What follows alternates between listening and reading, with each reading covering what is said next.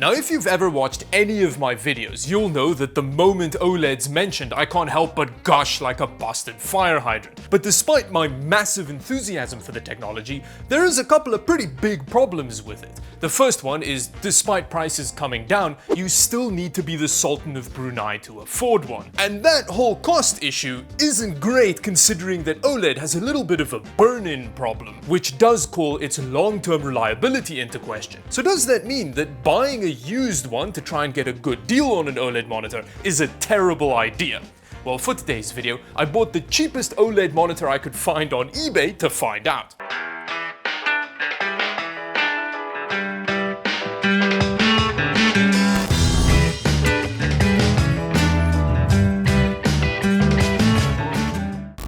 Now, the monitor in question is an LG 27GR95, a 27-inch 1440p 240Hz beast of an OLED display, which I bought off eBay for a wildly low price. Now, there is a reason for that low price. Now, despite this being a used OLED monitor of indeterminate age, the listing also had a pretty big caveat. This display does have a scratch right on the display. Now, according to the pictures, it looked fine, so hopefully we don't have a display that was mauled by a velociraptor at some point. But yeah, let's open it up and see.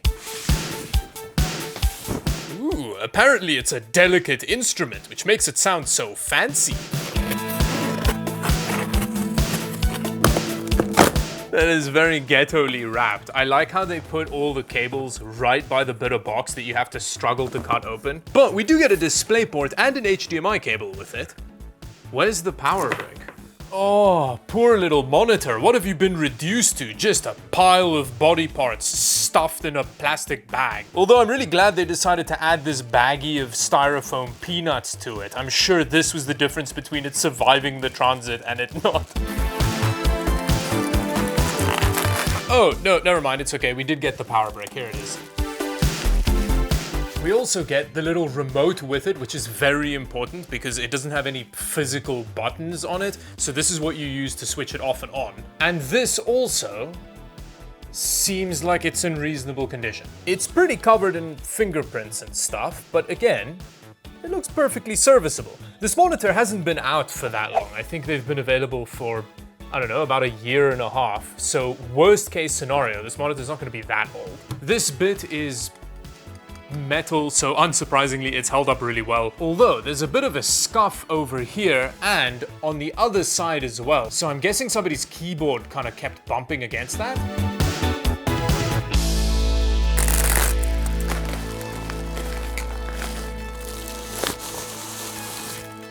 Oh, there it is. Yeah, it's not that bad. A few moments later. Oh, I didn't notice that initially, but the monitor absolutely got its teeth kicked in. I don't know if this happened during shipping, but look at that. It's like curved up and there's a dent in here as well. Oh no. Oh, that's not good. Oh, if only they had more delicate instrument stickers on the box, this all could have been avoided. On the bright side, the massive structural damage does make this scratch seem pretty insignificant. Oh, it just hurts my soul to look at it. Now, I'd be shocked if this display isn't ruined, but maybe by some miracle it survived its encounter with gang violence. So, let's turn it on and see.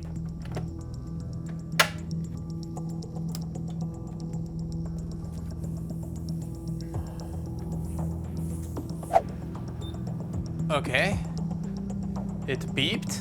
That's a good sign. So one of the things kind of makes OLED the best kind of display to have its teeth kicked in like this is because it doesn't have a separate backlight that if that breaks, it ruins the whole monitor.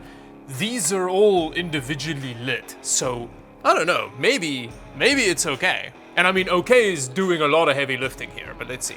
I mean, it kinda seems to be fine, what? Say what you will about OLED's burn-in issues, apparently these monitors can take an ass whooping. Whoa. Oh, I think the battery in the... No way, did they not give us a battery? Oh, no, there is a battery. Maybe it's just dead? There we go. Now, despite the terrible things that happen to this display in shipping, there aren't even dead pixels in the bent corner. Even the RGB on the back still works. But we're not out of the woods yet. We still need to test for burn-in and some other potential issues. Now, we're gonna start off by just doing some gaming on it, and as it stands, I mean, with this full orange screen going, there doesn't seem to be any obvious burn-in from the previous owner, and now we do get a nice curve on the edge, which does help to add some immersion to our gaming. But even up in this corner, it's still very even. Now I will do a kind of test to look for burn-in a little bit later, but first I just want to see kind of how the monitor feels. There's no obvious issues with the monitor, and even the scratch isn't that evident. Like, it's something that I'd be able to live with. And honestly, even with the damage, like, you don't really notice it. I don't know. Obviously, this isn't the state you want the monitor to be in. But I'm still reeling at the fact that this monitor isn't broken. It's such a beast. Oh, and it's just so responsive, smooth, and the motion rendering, it's so difficult to not gush over these displays. So when it comes to normal use with this monitor, like gaming or watching videos, there's no noticeable burn-in issues or flickering with this display. I then did a burn-in test, which uses several solid colors which burn-in tends to show up in, but there was still no noticeable issue. Although while doing this testing, I did notice these scuffs on the display coating which I couldn't clean off. Something which the eBay seller mentioned in the listing, but I didn't realize how much of it there was on the display. However, it is something that I didn't notice in regular use. I then whipped out my Spider X to do some display analysis. And aside from the monitor being curb stomped, there was no uniformity issues at all, which was really surprising. Now with the rest of the measurements, the color accuracy wasn't quite what I'd expect from a display like this, especially with orange, but calibration would help with that a lot, and the rest of it seems fine. Now about that damage, I messaged the seller, who is very apologetic and promised to do a partial refund considering that the monitor was still working. Now as of now, I don't know how much this partial refund is, but I'll pin a comment down below and you'll probably see the final price I paid for it in the thumbnail, not including tax and shipping, although the shipping wasn't too bad at 37 Canadian dollars. But considering the damage, the monitor held up way better than I was expecting, which doesn't mean we should all go out and buy damaged used OLEDs,